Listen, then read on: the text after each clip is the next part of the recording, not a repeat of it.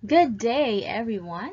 Today we'll talk about outlining for week 2, sessions 3 to 4. I am your teacher again, Miss J&F Salias. So for today's lesson, our most essential learning competency is that you need to learn how to outline reading text in various disciplines. For today's specific learning objectives, we have determine the different outlining techniques, practice the process of outlining, and lastly, create an outline of the given texts. Let's have a quick review first before we proceed to our lesson for today. So last time, we talked about summarizing. So again, I want you to get a piece of paper and try answering these 3 questions. Or you can pause the video for a while, then recite your answer to the questions before you continue watching this video. Our first question is, what is summarizing?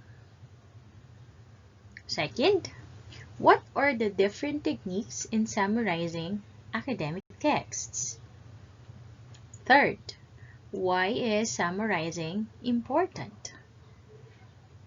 Again, you may pause this video for a while and test whether you still remember the answer to those questions. So, what is summarizing? Based on our discussion last time, summarizing is a process of restating the main idea of a certain text using your own words. And it aims to shorten or reduce the length of an original text by quarter, or just 1/4 of the length of the text. So that is summarizing. Number 2, what are the different techniques in summarizing academic texts? We talked about outlining as a technique. That topic, again, will be further discussed today. Next, we also have gist, or getting the interaction between schemata and the text. We also have, the journalistic questions. What are those again? The 4WH questions plus the 4WH question and the H, or the what, when, where, who, and then how. Number 3, why is summarizing important? Do you consider learning the skill of summarizing even important?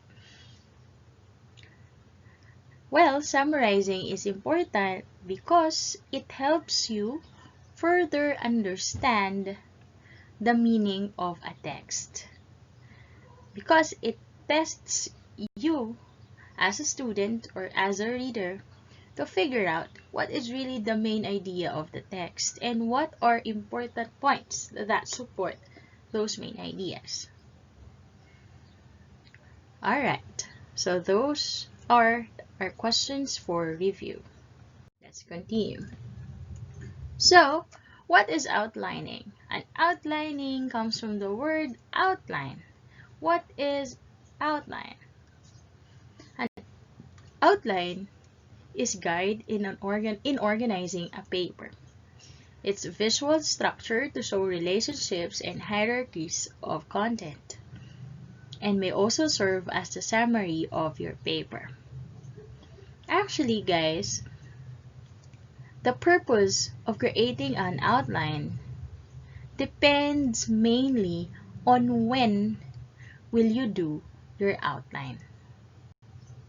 Is it you have to do your outline prior to writing, or you will do your outline after reading a text?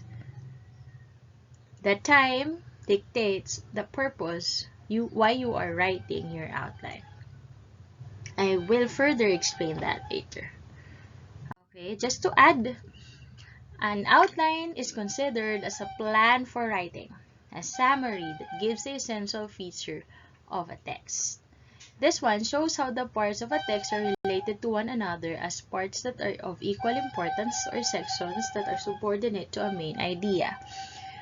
So that second definition there is just the same with it helps to show relationships and hierarchy. It's just the same. Alright, so now let me further explain how is the time of writing an outline connected to the purpose. First, if you are going to make an outline prior to writing your text, therefore, you are writing an outline as your plan, as your guide for writing. Because it helps you to think about what are the essential ideas or what are the main ideas and specific details that you will include on your paper. That's why it's a plan. It's a skeleton. It's a guide. On the other hand, if you are going to write your outline after reading a text, just like what we have discussed last time, that outlining is another form of or strategy of summarizing. So in other words, when you're going to write an outline after reading a text, it means that will be the summary of the text. Second purpose will be for you to further understand the text that you read. That is the purpose of outlining. So I hope those two main purposes of outlining are clear to you guys based on the time you write your outline. Next. Now, we have here the parts of an outline. Outlines usually organize the following components of your written work. So these parts of an outline, my dear students, since I said earlier, a purpose is to guide you in writing your paper. And if you still remember the parts, the general parts of an academic text, we have the introduction, the body, and conclusion. So it's the same thing. Those three are the major parts of an outline. So in the introduction, remember that you have to include your thesis or thesis statement. You still remember, it has to be in the last sentence of your introduction. And on the body, what will you write? The major arguments that support your thesis statement plus the supporting details. And in the conclusion, you have to go back to your thesis statement, restate your thesis statement, and wrap up your paper. So, in this very simple parts of an outline, how many paragraphs do you think your paper will be? It may be just 3, but it depends on how many paragraphs will you write in the body of your paper. Remember, the outline is like the skeleton of your work. You still need to include analysis and explanation of why these major and minor points support your thesis. Well, of course, it's just like your body, your skeletal system. Okay, so without your skin, without your muscles, you will just be bones. Okay, so it's just like a structure that will hold your paper. That's why an outline is just a skeleton. But it's not enough on your paper. You're not yet finished with just an outline. Okay, it's just a guide. You still need to explain why are those parts arranged like that. Alright. Now, question. How to create an outline. We have 2 important steps in creating an outline. First, begin with the clear thesis statement. I know that you already talked about what is a thesis statement. But what's the reason Why do you need to begin with a clear thesis statement? Because, as we have discussed several times, because the thesis statement will serve as the basis of all the paragraphs that you will write on your paper. That's why it's important that that's the first thing that you need to think about. What do you want your readers to believe? What do you want your readers to know? What is your purpose in writing? That's number one. Number two, organize your outline in whatever format fits. So we have two commonly used formats when we are using outline. First format is the alphanumeric format. The use of Roman numerals, letters, and numbers. Letter B, we have the decimal outline, which only uses numbers as labels. We have a definition of thesis statement again, so that you'll be reminded. What is a thesis statement? It's the central idea of a multiple paragraph composition.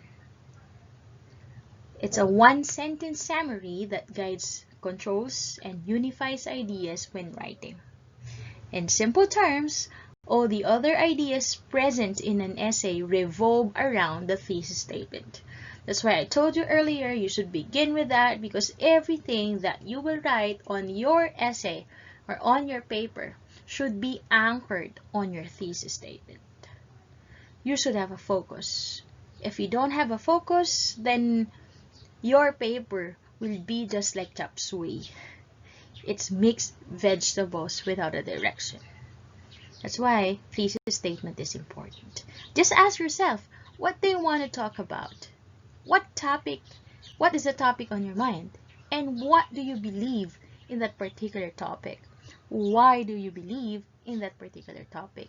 Make that one sentence and voila, that's your thesis statement. Alright. Now let us further talk about the two outline formats. It was mentioned already. Alphanumeric outline, or also known as traditional format. It uses both letters and numbers as labels. That's why it's called alphanumeric. You have alphabet or letters and then numbers in the outline. That's what you need to remember. On the other one, we have decimal outline or standard format. Uses only numbers as labels. So numbers alone without letters. So I have here the sample of both decimal outline and alphanumeric outline without content. Okay, this is how you will see a decimal outline and then alphanumeric outline. Then obviously decimal outline uses only numbers. Alphanumeric outline, letters and numbers. Okay, now let's talk about the principles of outlining. So how do you really do an outline? First, you have to think about coordination. Coordination requires ideas of the same relevance to be labeled in the same way. In other words, those ideas of the same importance, of equal ranks, should be labeled in the same way, just like in the example. The main point here, main idea number one is positive effects of uniform policy. The other main idea of the same rank is that, of course, if there are positive effects, there may be negative effects as well. So those two are of the same relevance or rank.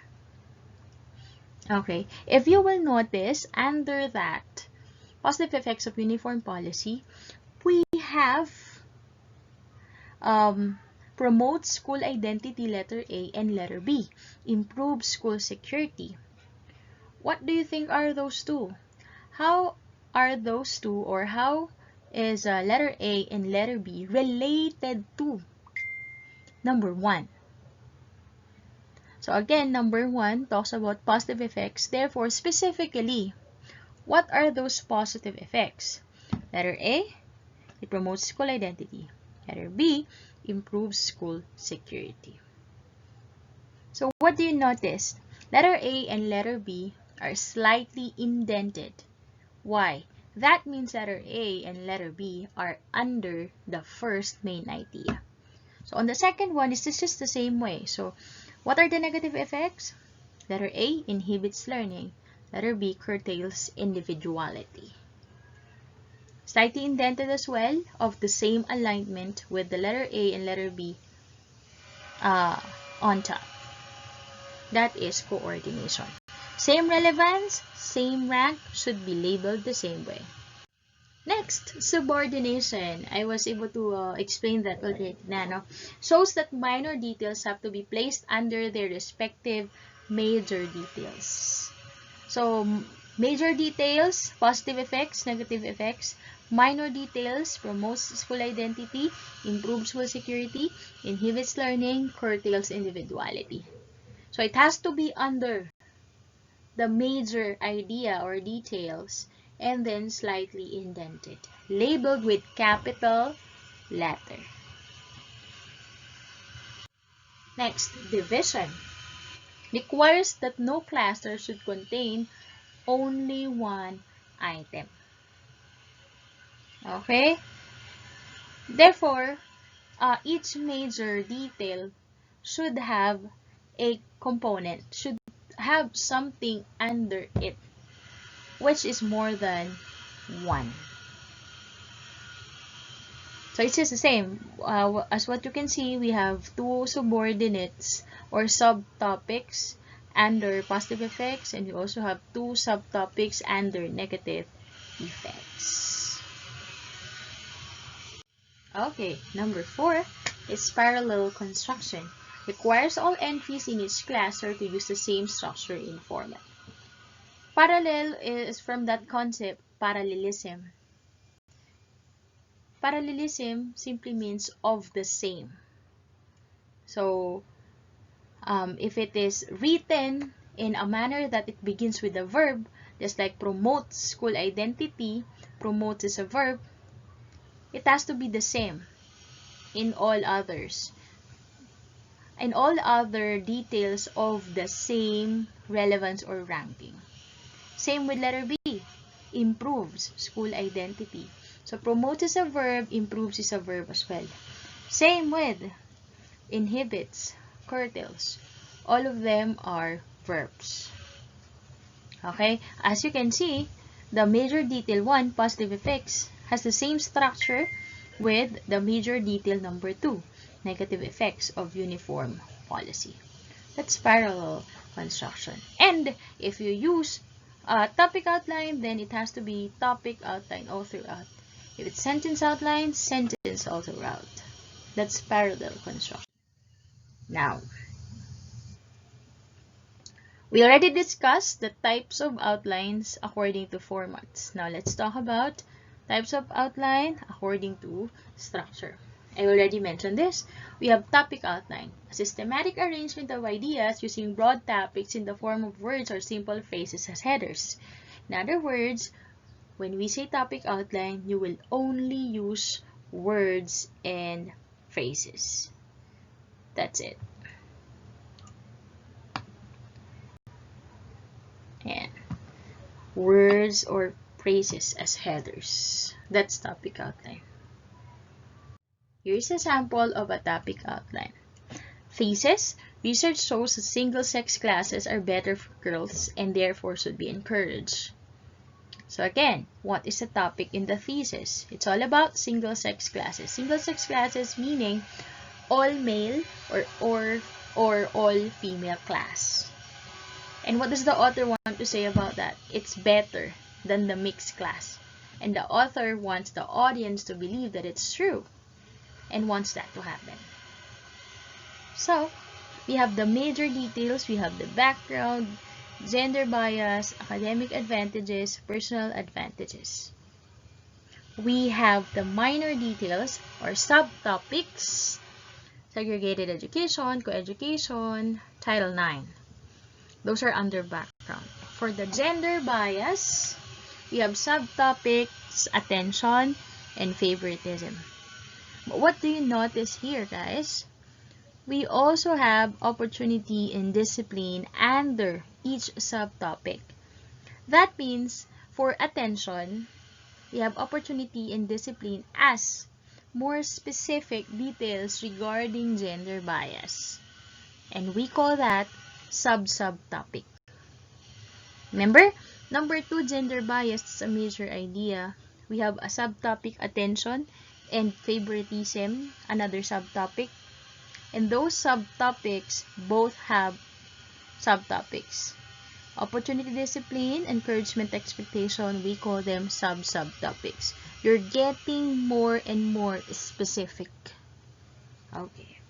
So that is a topic outline. Only using phrase and words. Second, we have sentence outline. Uses complete sentences as its entries, also known as expanded outline. So I have here the same topic, the single-sex class or all-female class and all-male class that the author wants to be encouraged or to be implemented. But as what you can notice here, it's no longer just words or phrases, but it's now a complete sentence. That's the only difference. For a topic outline, use words and phrases. For a sentence outline, use complete sentence. That's it. Let's try to read it. Previously, it's background only. Now, it's a sentence. During the first 200 years in America, women were not allowed in schools. That's the main idea. So you have to support that main idea with subtopics or details. So initially, education was only for men. Does it support? Yes. It talks about the main idea. Throughout the 19th century, the number of co-ed schools increased. Co-ed is common education, mixed class of male and female. In 1972, Congress passed Title IX, a law prohibiting sex discrimination in educational institutions. So what did you notice? In the topic outline, it was just written there, Title IX.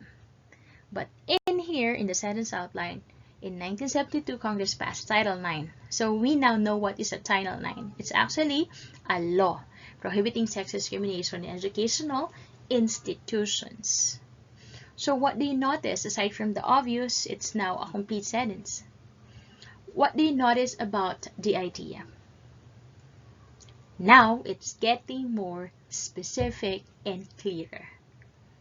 But it's longer because it's a sentence outline. That's the advantage.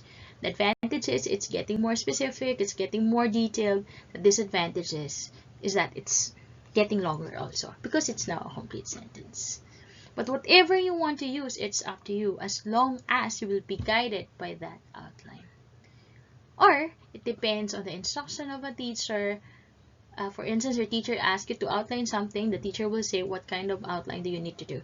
Is it topic, sentence? Or another one is paragraph. Now, this is just an explanation on what do you need to include in your outline. If you will notice, this is written in what format? Yeah, we have the 1.0, we have the 2.0. Is this traditional or alphanumeric? No, it's not. This is actually a decimal outline. So in the introduction, again, we have 3 major parts of an essay. We have intro, body, and conclusion. Those are the main ideas. And then, what will you write about? What will you write on each specific part? What is the topic about? What's the purpose? Covered in the what is the covered? And what is the thesis statement? In the introduction. In the body, what is the first major topic? As you can see, it's 2.1 because it's a subtopic. What is the second major topic? It's 2.2, another subtopic. What is the third major topic? 2.3. That is how you do a decimal outline. Okay?